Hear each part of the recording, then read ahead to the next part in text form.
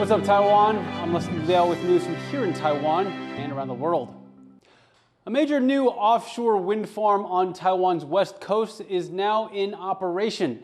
The 640 megawatt project faced local protests and long delays. As Liao reports, the country's green energy sector is facing an uphill battle as Taiwan struggles to reach its carbon emissions goals. Just off Taiwan's southwest coast, the country's second largest offshore wind farm has just come online in Yunlin County, generating clean energy for 600,000 homes. Inaugurated after lengthy delays to much fanfare. We have made it a goal to reach net zero emission by the year 2050. And offshore wind power generation is a very important plays a very important role. We have encountered many challenges, however, we are able to tackle them one by one. This 640 megawatt farm of 80 turbines is a rare success story. The seas off Taiwan's west coast have some of the best conditions for wind farms in Asia, with a shallow seabed and strong, steady winds. Over the last decade, dozens of wind farm projects have been planned along this coast, and some have been built. But construction is now flagging. Taiwan's wind farm energy sector is facing serious headwinds, putting Taiwan's green energy goals at risk.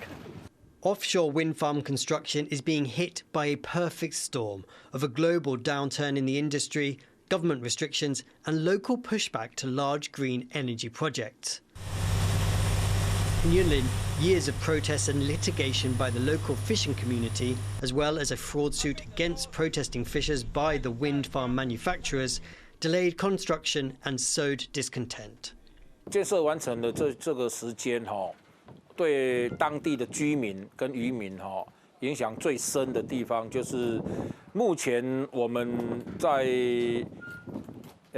捕捞的时候就会常常遇到我们的一些像网具啊，或是船只的受损。Taiwan's government says more dialogue is needed with local communities to get them on side with green energy, but the clock is ticking. Taiwan is phasing out nuclear energy. The country's last reactor will go offline in 2 months. And green energy, like wind, will need to fill the gap if Taiwan hopes to be carbon neutral by 2050. International wind farm companies say they are keen to build, but that Taiwan government policies can be hard to navigate.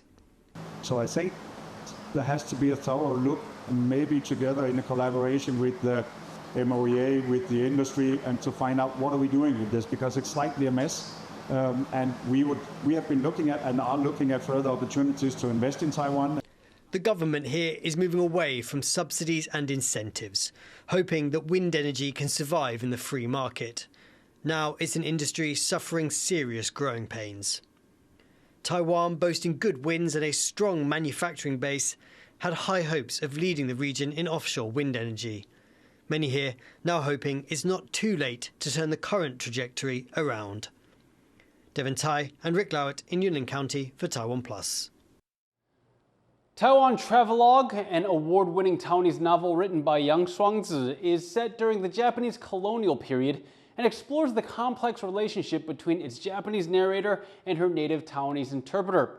To discuss themes of colonialism, imperialism, and 20th century power, Jeremy Olivier sat down with the book's English translator, Lin King.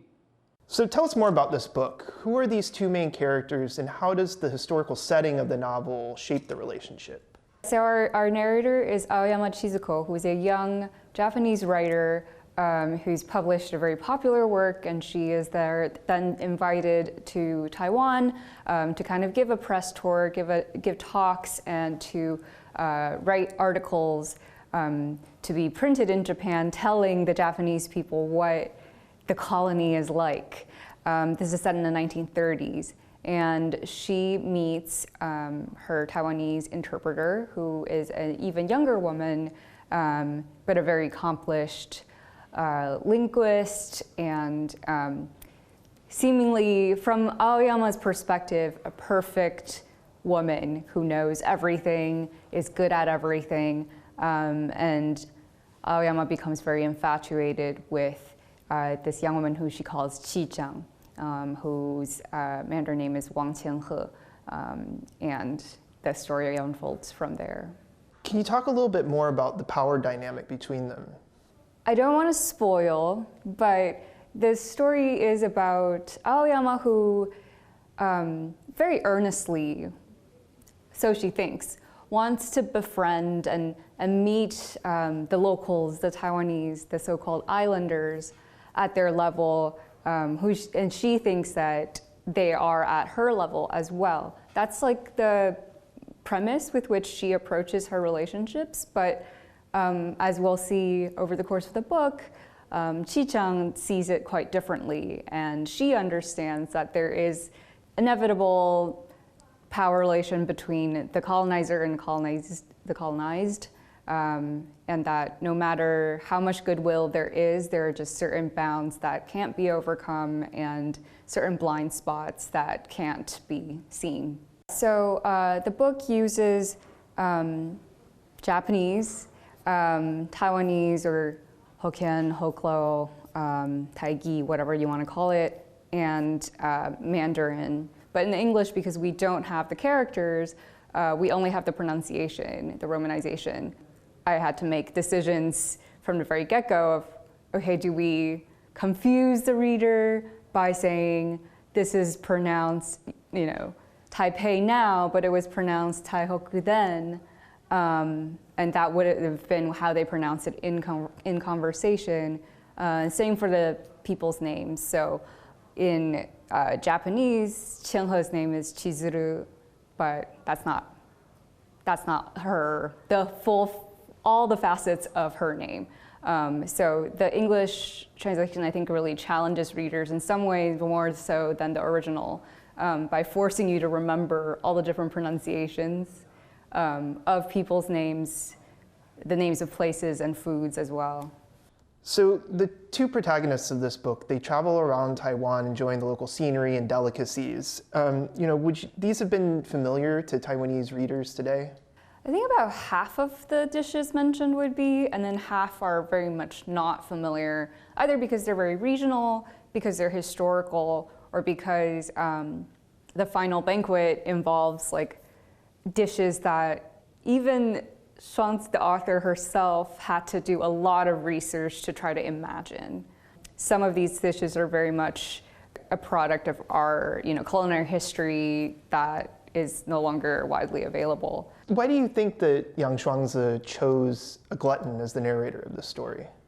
Well, I know that part of it is personal, as in she loves to eat Shuangzi, but that also, I think she's invested a lot of research as a literary scholar into the history of Taiwanese food, and there's both the literary desire to kind of attract readers with this, oh, come read about food, look how delicious this sounds, while hiding kind of this undercurrent of very serious themes about power dynamics, about interpersonal relationships, about imperialism.